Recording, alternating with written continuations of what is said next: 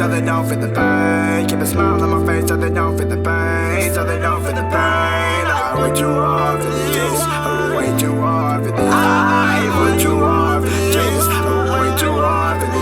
All my life wasn't ever with the goddamn thing, but soon I would change. They don't even know my name, but they don't know the teacher.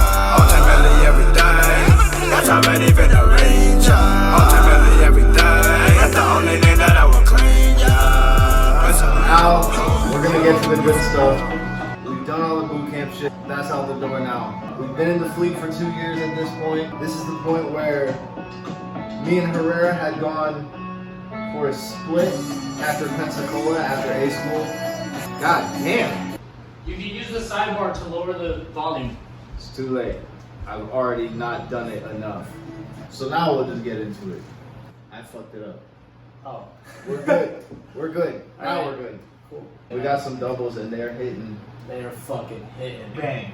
Bang, bang, bang, bang, bang. But like I was Bang, saying, bang, bang, bang, bang, bang. enough. Okay. Now, we have both been in the fleet for about 2 years at this point. Welcome to the fucking fleet. Except he's been on a ship and I've been on shore duty. So here's the scenario. Juan does his shore duty things. I wasn't there for any of that. So Story for another time. I'm not even gonna pretend to get into the SCI stuff. What happens on San Clemente Island stays on San Clemente Island. Shout out to all them peeps. They know what I'm fucking talking about. Yeah.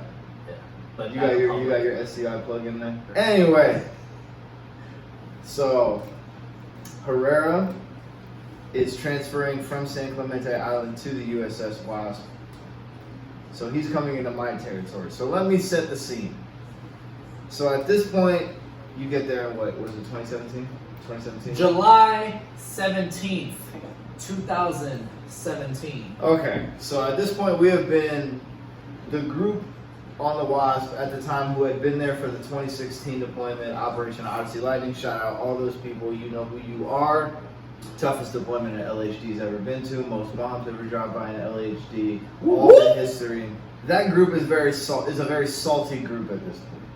And I would say the key players at the time would be me, Mundy, Phillips, Coelho, Morgan, and Haskins, of course. God, how could I forget Haskins? Legend. I am so sorry. Legend I am among so sorry, women. Melissa. And Mark Gerald Shout Zanala, Reloda, aka Yoda, as he'll be referred to. That's horrible by me. I'm sorry, I'm drunk. We're fucked up. Stathers, Turner, Kubat. God, I forgot Kubat too. Kubat, bro. Kubat. Shout out to fucking Kubat, man. Everybody knows who they are, though. They know who they are. All my OG Odyssey Lightning, I just can't remember it off the top of my head. I'm sorry. We were prepping the ship for the transit to Japan. We're on our way. We were prepping for our transit to Japan, and then Hurricane Maria happened on our way there. So we get to fucking Jersey, July 17, 2017. The story I'm about to tell you guys, I'm gonna omit some names only because it's like seriously incriminating shit.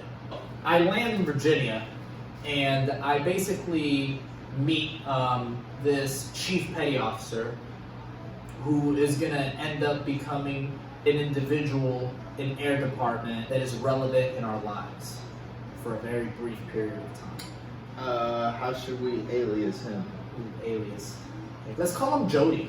Chief Jody basically picks me up from Virginia to meet with the ship, right? In New Jersey at the time. In New Jersey at the time.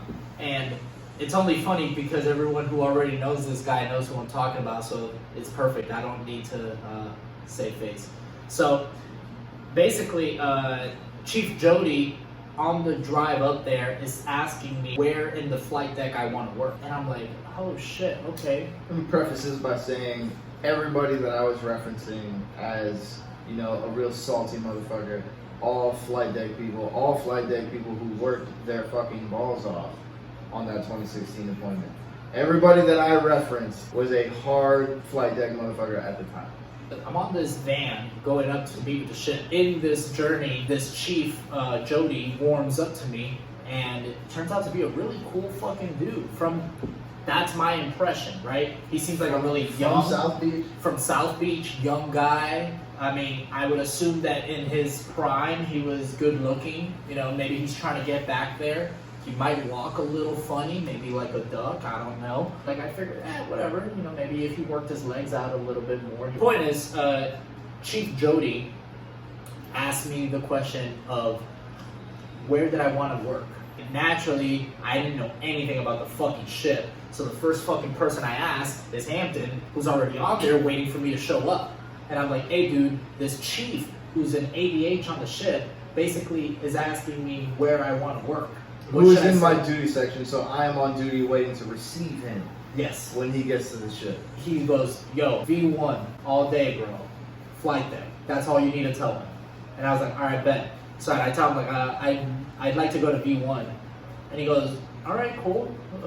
Yeah, okay, we can make that happen. He goes, I'm the fucking chief of V1. And I'm like, oh, word? The first time I fucking get on this ship, it looks like a goddamn labyrinth. That shit didn't make any fucking sense to me. Everything was confusing. All the fucking walls look the same. I'm smacking myself against hard metal surfaces that aren't lit. Juan says he wants to go to V1. And then he asks, who do you know in V1? At this point, I have not told Chief Jody that I know who's coming to the ship. Mind you, this is like my best friend all through boot camp. My best friend all through A school. We have attended another shipmate's wedding together as the only group that came outside of the actual wedding party themselves. And shout out to Garrett. Shout out to Garrett Haley. I know. Garrett Haley. I know you guys are no longer together, but you're doing a great job with your son. I am like over the moon excited for my homeboy to get here. I've told everybody, I'm like, yo, this is like what Herrera is about. You're gonna know within 30 seconds whether you're gonna be like, I'm gonna get along with this dude or I'm gonna fucking hate this dude. Chief Jody asks you, who do you know here? ABHAN Hampton. ABHAN. ABHAN. Yeah, that hurts. At that point, I had established myself to an extent where I'm like, hey, my opinion kind of matters even though I am an airman. That happens a lot with flight deck jobs like that, where everything is based off your qualifications, not so much your rank. Yeah. Is that I know a ton of airmen that I would have much rather had, like, you know, in my fly working for me than I would like most third classes, you know what I mean? Right. And so it was one of those things where my opinion kind of like meant something. So when I said, yo, my boy is coming, he is going to be an asset. Like, he's not going to be like the dude you're going to have to like, oh, like coddle, like fucking, like he's not going to be a problem child. Well, he is going to be a problem child, but in like other way, in a different way.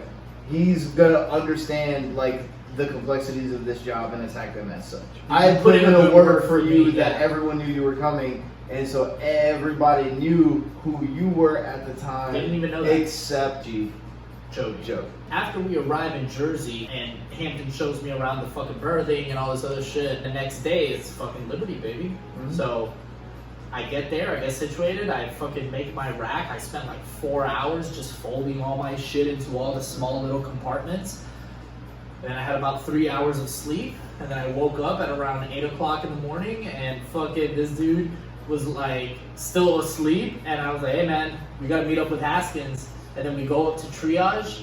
And shout out Melissa. Savage. she was a fucking She's savage. Shout out Melissa Haskins. Shout out the Chest, her husband. Shout out the Peck, their baby boy. The fucking Peck. The fucking Peck. He's drunk now. Yeah, I'm a little drunk. We meet up with Melissa. Switch over to the train that went to New York City. We went to that fucking Mexican place. Yes. Me, you, Haskins, and Carvajal. Yes. Shout out to Carpet Balls. Carpet Balls. Carpet fucking balls. That's his name, Marcus Carpet Balls. Dude, don't sound like gunshots. It's fireworks. Promise you it's fireworks. Anyway. But yeah, so we fucking go to the Mexican restaurant the first day. We go out the second day. We go to the baseball We game. go to the Yankee game. At Yankee First Stadium. time I've ever been to a fucking baseball game in my entire life. Yankee Haskins, big Cincinnati Reds fan. Reds lost. That sucks for Haskins, but I was really hoping the Yankees would lose. Central Park, saw a random old Chinese guy playing this fucking instrument in Central Park, and I was like, dude, this is literally like just like the Spider-Man games. Never been to New York City, Miami boy. New York City was a fucking trip. Trip and a half. Trip, dude. And I was only drunk. If I was high, in fucking New York City, oh my god, I might have cried. We were down to 4 duty sections, as pretty much everybody in the fucking Navy knows what happens when you're in port and what is not your home port, right? You collapse duty sections.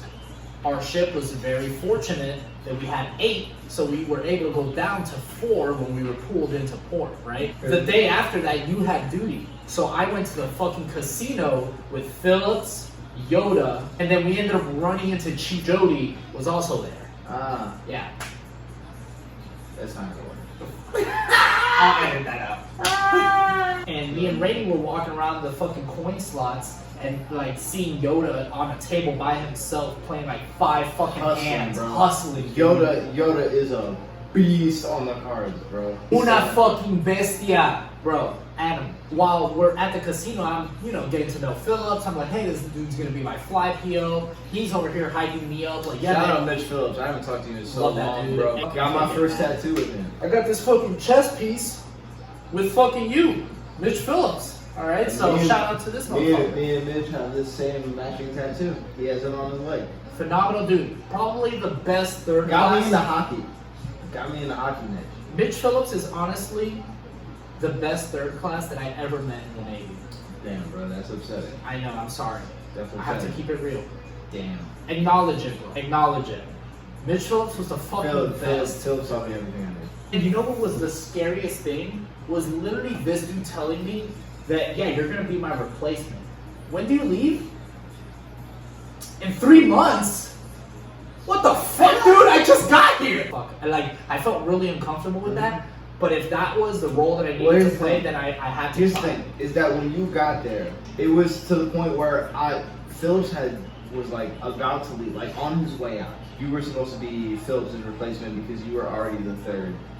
And so I was like, yeah, all right. And now looking back, it's like we had so many third classes. Why me? Because I think a lot of third classes either weren't ready nor did they want the responsibility of being a fly PO, which is hilarious because I never held that position. In all seriousness, a fly PO is not a hard thing to be. Right. You could have easily done it. It's like you are in charge of 15/20 people maybe at a given time, and all you need to really do is just come up with a plan of the day and be like, this is what we're doing. That's all you do. I think he saw you as being the third class, being like the one they're gonna put like the spotlight on, because at that point you had already been Blue Jacket reporter. Yeah. You had already, you had like EP map. Yeah. So you come in as like the dude that is. But when I hear that track record, if I was in the fleet and I heard that track record coming, I would be so suspicious of a motherfucker like that. See, but you could be suspicious of a motherfucker like that, but you can look at qualifications and say, okay. And at that point, I had already said, I was already coming in with to be like the guy that's next in line to be the fly PO and say, oh no, like I know that guy. Everything that he has is legit. Versus like you could like even go to boot camp with somebody and be like, man, that motherfucker's got all that. I know that's not true. But I could look at you and I could vouch for you and be like, I guarantee everything that he had was legitimate. Because he wouldn't want anything illegitimate on his record. Facts. You know what I mean? Right. So I think you came in very much like pushed as like the third class that is, the prince to be promised, to use a Game of Thrones reference. Right. And so, yeah. I didn't know that. I didn't know that at all. Oh no, for sure. Like you were being talked up by like not only me, but because I also was good friends with Mitch. He was also being like singing your praises like on your way in. Definitely got pushed, but also to a point that like you came in and you didn't like prove anybody wrong. You know what I mean? Not on like the verge of like I'm here to like suck your dick and be like, oh no, you came in and you were like all this and that. Like, but you came in and you were like, okay, yeah, like, I would assume that guy is about his business, like he claims to be. And so, like, when you came in, and I was kind of like unqualified still, technically. Really? Oh yeah. I was still like technically unqualified, and Phillips left, and so I was in charge of the fly, but I was an airman with no real qualifications, even though I knew how to do my job to the point that a chief could UI UI direct while I was UI directing underneath him, and be like, okay, I don't really have to worry about what he's doing. And this is why I kind of didn't say anything to Right. him. I mean, good thing you did it. Holy shit, that would have been so- awful. And so when the big thing was when me and Maddox made third. Me and Maddox made third, and so they were like, okay, well, Hampton made third, so he can be in charge to fly 2. Maddox made third, he can be in charge to fly 1. Haskins can learn to call deck, be an assistant, LPO, whatever the fuck. And so when Maddox kind of didn't succeed as an assistant, fly 1 PO, whatever the fuck he was at the time, I was still kind of running fly 2 at that point because they knew I was about my shit. Right. And like, even though I wasn't as qualified as they wanted me to be for paperwork purposes, It's like you had the knowledge, Yeah. it just wasn't on paper, And I which will is say- actually very typical. and I will say this, like, this is very much Navy in that way, like you just said, is that Phillips and Mundy, shout out to both of them, like, they taught me everything I know. Phillips, Mundy, and Coelho included, for sure.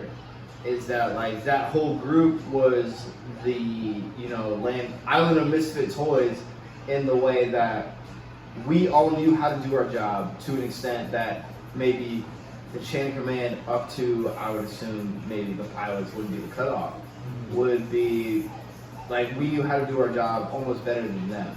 Like, except maybe everyone except Chief Carpenter, and again, I will shout out Chief Carpenter, because Chief Carpenter was probably the last real good, like, fucking Navy chief, like, to the T. Chief Carpenter was the one who taught me in fucking LSC school. Yes. Bald head. Love that mustache, guy. Oh my mustache. god.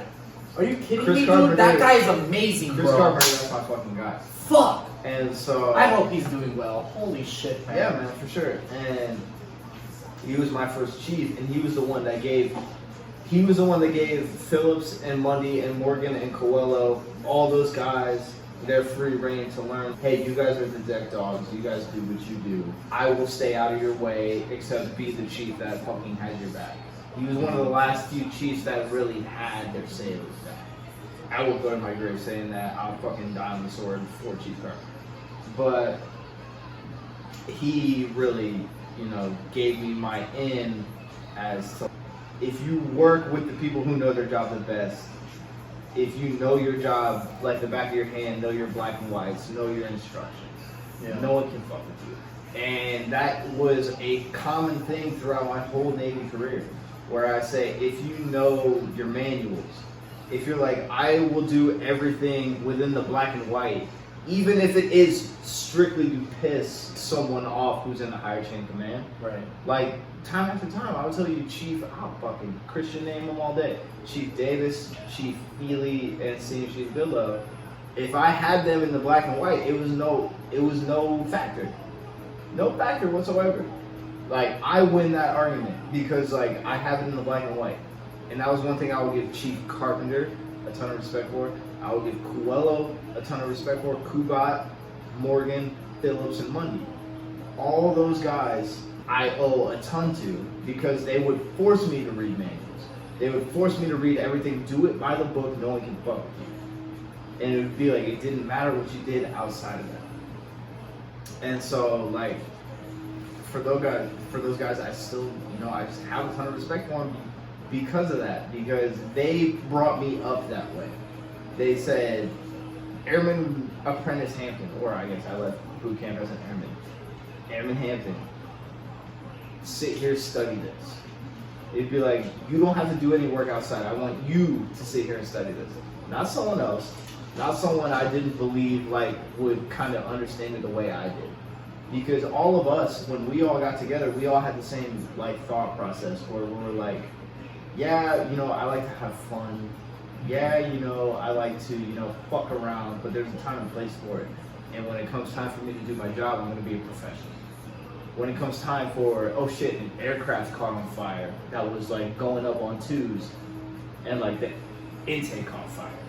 And be like, I'm here to be a professional. I know what I'm supposed to do because I've read this manual back and forth and I've put myself in all the shitty situations that like, and again, when I go back to saying I have a ton of respect for these guys, they put me in all those situations.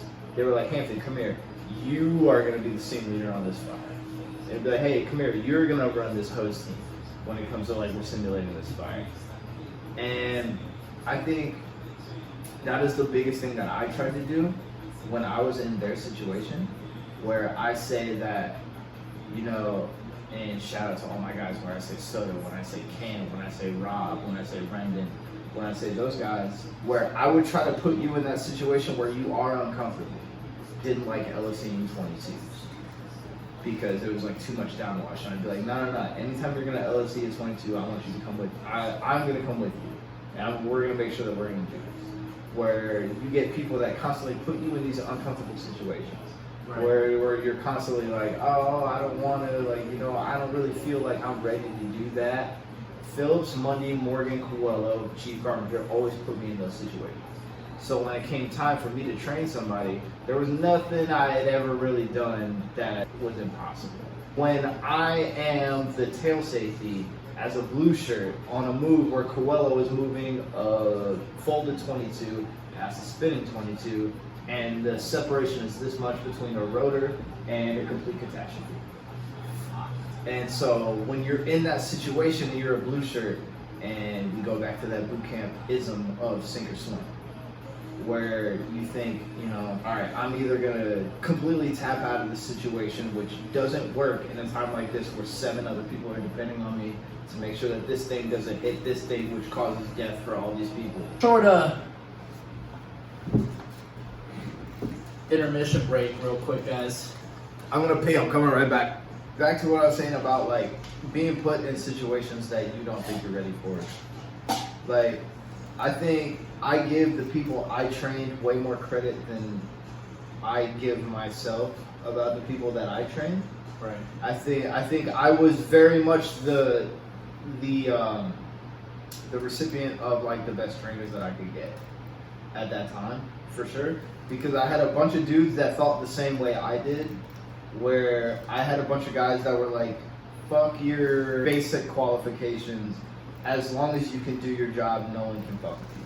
I believed that, and I still believe that to this day, that I would much rather someone who can do their job effectively than have like an air pin or a surface pin or their petty officer of the watch qualifications. I really hope that someone in the big Navy sees this shit one day and they can fucking go back and change and even attempt to change how they view the whole structure of recognition for sailors that work hard. You get what I mean? No, but here's the thing, is that like I accept the fact that there does have to be a paper trail, and there does have to be like a legitimate like qualifications for, like, you can't be like, oh, well, he logged 364 hours on deck versus this guy that logged like 360 hours on deck. Like, yeah, that'd be ridiculous. For you to say that my qualifications by the time I left out of the Navy were that equivalent of a first class or a chief. I was a third class petty officer when I left. I would agree with that. I would say that stands for something more than the fact that I only had one warfare pin. I think that's a fair thing to say. Warfare pins don't mean shit. I think that's a fair thing to say, but at the end of the day, the warfare pins do mean shit, because that is something you are doing outside of your normal time. The way that people may go about it is different, because you can do that with any qualification. I would say you could do with your surface qualification what you could do with our, flight deck director qualification.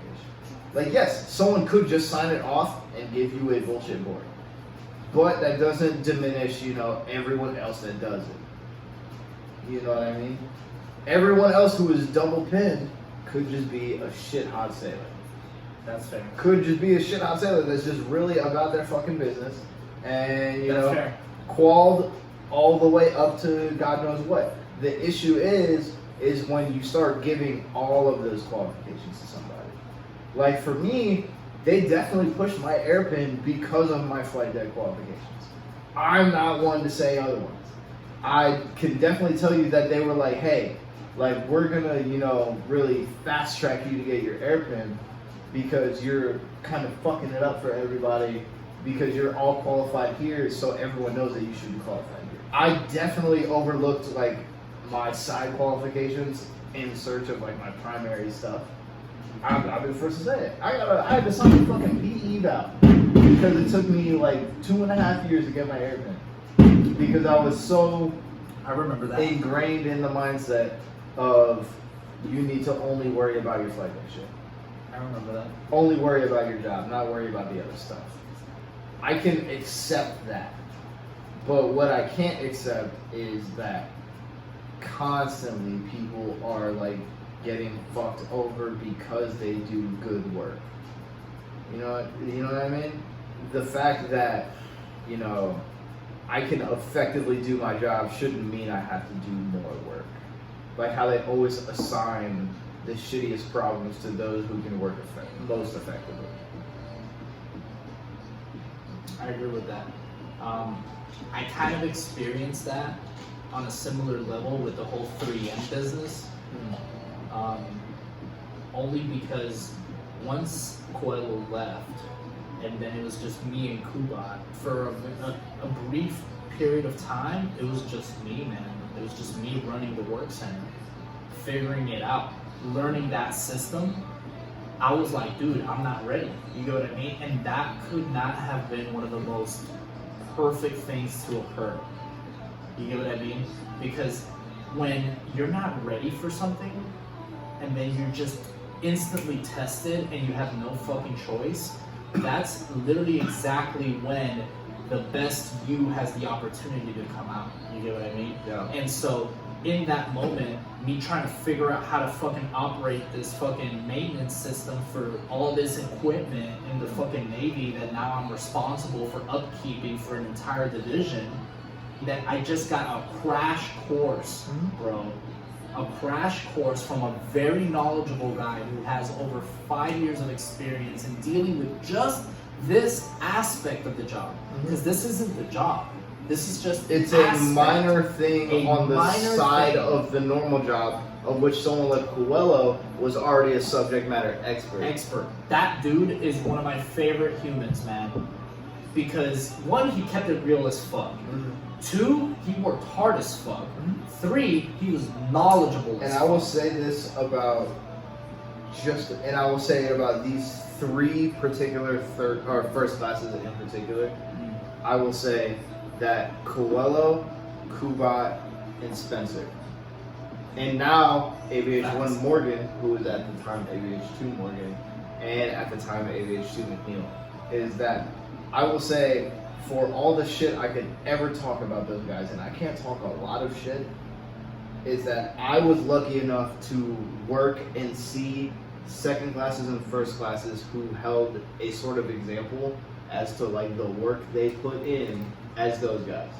You could say all those guys are dicks for whatever reason, and I could probably agree with you on some of the reasons. Those guys at least worked fucking hard. And I'll say that is the biggest thing that I look for in any sort of leadership position. And that was the thing that I tried to like attest to more than anything. Is that be like, well, I can't tell you to work if I don't do it myself. And I think that is the biggest issue currently going on in the Navy, is that you have a lot of guys that don't put in the work and never at one point put in the work. Like if you're like you know, a salty ass second class, salty ass third class, whatever, and you want to be like, well, I don't want to do that fucking work because I've been doing that for like 3-4 years, whatever, I could get behind that. If you're like really about your shit and you do the work yourself. I think the biggest problem facing the Navy right now is the fact that you are being led and told to do shit by people who never put in any work themselves. Because so many of those guys that get worked to the bone, and this isn't like, you know, me like having the little like, you know, bitch hour where I talk about like, I did all this work and no one ever gave me any fucking credit. Like, you know, but like a lot of the people, and I think the people that watch this can attest to it, is that a lot of the people who do the most work end up getting out because you get so fucking burnt out for picking up so much slack for other people. Yeah. Even if you do stay in, you still are jaded to that. I know people that re-enlist to get to shore duty because they legitimately do need it, or makes the most financial sense for them at that time. Absolutely. But actually do want to get out. Absolutely. I know a lot of people like that. Yeah, for sure. And no shade to any of them. Absolutely not. And yeah, like, you do what you gotta do to what you literally fucking look gotta after your family. Do what you gotta fucking do. Yeah. But so many of those people even would say that, like, yeah, you know, a lot of people that do the majority of the work do end up getting fucked over the most. That's a really unfortunate outcome to hard work. And I think what that creates is that it creates a sense of unease in the mind of the worker. Because what happens is that they now begin to understand that by putting a full effort into something, the only thing that they're receiving is negative results, right? Exactly. And so that is a warped perception of the reality of your life.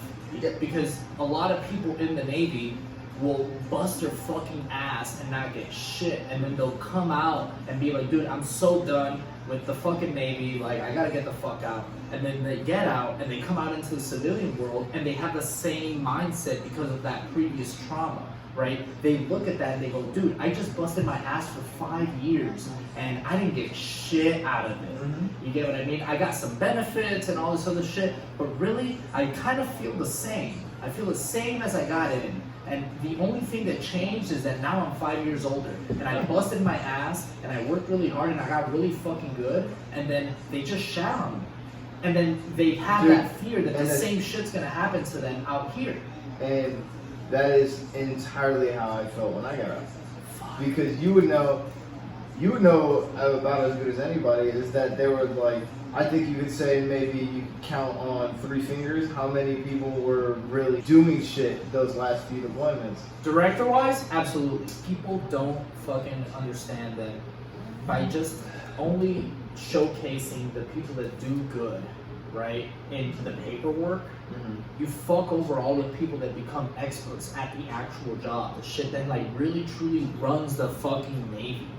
You having all these fucking qualifications and all these fucking pins doesn't mean jack shit when you get out on deck and you don't know what the fuck is happening. Exactly. You get what I mean? And so by over showcasing the grand achievement of getting these fucking pins and these bullshit paperworks, people are treating it exactly like college. They're memorizing a bunch of fucking nonsense that it's not nonsense, but it's nonsense to them because it doesn't apply to their job. Well, here's the thing. I don't want to, like, because you literally had less time on the ship, you literally had less qualifications than I did. But I mean, the only one I feel like the only one I didn't go for at all was director, and that was by choice. Exactly. Once I watched how the chain of command treated you in the Philippines and how the whole situation unfolded, bro, I didn't want anything to do with these motherfuckers. I was like, you guys don't deserve a good director. What the fuck, man? I'm not even gonna work towards this to make you guys look good. Exactly. And I'm not saying that I was the best and I just didn't get qualified. No, but I know that if I would have worked harder at something like that and taken it more seriously and not watched how the chain of command absolutely fucked you and tried to literally bury you to fucking cover up their own mistakes and their own incompetence, there would have been nothing to stop me from being like, yeah, who the fuck is the best director? We're gonna run simulations every day, even if we don't got fucking aircrafts on board, because that's how I'm gonna contribute to you guys. But then watching that corruption was absolutely unforgivable, dude. Well, you I could not deal you with can that. go ahead and go into that if you want to, because, like, I don't. What did you see from your perspective? Oh, dude, are you fucking kidding me, man? Because at this point, I was already in ER09, right? So, yeah, they succeeded temporarily. There is a certain group of people that would do all of the difficult work required for V1, and that group of people knows who they are and they won't feel any sort of insecure about it. Absolutely. And so, if you know that you worked fucking hard and you know that you put the time out on deck and all that shit, dude, then whatever I say after this has nothing to do with you. Exactly. So if you And feel you don't- fucking offended by it, chances are it's you. I'm sorry. And don't get me wrong, I don't mean any harm to you, and I want you to do well, and I hope that you change because every fucking human being is capable of that. But at the time, go fuck yourself. As this whole investigation now begins to unfold, Y'all already know who it is. It's Doobie Llama. Suave of script. Let's get it. This my prerequisite. No president. Yeah. Look. This my prerequisite of who I represent. No president is effortless, my intellect. Hold up, wait.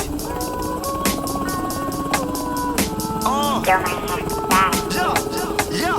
This my prerequisite of who I represent. No president is evident. My presence is impressive to the residents. It's effortless. My intellect will break your neck cause of my skin. Very superb with nouns and verbs. Adjectives, subject, predicate. The predicament is that people aren't listening even when I'm well-rounded. Called accountant like accountants. Attention spans are very valued. More importantly, they're hard to keep in order to advance. Haven't had the chance, never have had the chance to answer warrior throughout the corridor. More and more, I said pour it on. I said pour it on. Tipping, breaking through the siege of disbelief that's towards my team efficiently. So we can and will achieve, most indubitably. Don't let deficiencies decrease your peace. Understand what I speak. I think I reached my peekaboo. Thorough went through, I did pursue. What about you? Who? All of whom I do pursue. Let their dreams the season dooms. Ooh, what is wrong with you? Who? Me not do the utmost too. Also, no need for food. Never thought to stop even if the apocalypse had risen. Incompetent, tarnishing. I'll still be positive until I no longer do live. I no longer do live. So primitive, accumulating digits. Who would have figured I pray for this to go quicker? My blood is only got thicker. My nigga, so shoot the shots that you want. They not in my fault. The chosen one that just begun. So if you would just let me run. Run dun dun dun dun. Run dun dun dun dun. Eating every last crumb until my pockets become plump. Frequencies make the speakers squeak, then the bass will make you bump. No pun intended. If you get it, then you win and no home run. Underrated, not even up on your playlist. So say let's say the best for last. Long it lasts. Y'all found the one who will outlast. The hidden artifact buried beneath the harder rap. Don't be surprised I materialize out the thinnest air. I walked on thinner ice and I still survive. By the little bit of air up on my chinny chin chin. And if you really see me, then you know it don't exist. Never limited, only exquisite addition with my lips. I'm the shit. For your information, you should ask my friends. Only trying to contend with the others is my intent. In the event that I die young, the moral, the outcome shall be as I read. I did it for all these who had never put faith in me. I be perpetually determined to murder beats. So geez Louise, I said my piece. So please don't tell police. Finally, we feeling that ease. The prophecy has been released. It's guaranteed that I am the chosen one. Chosen one. Chosen one. Yeah. Chosen one. Yeah, chosen one.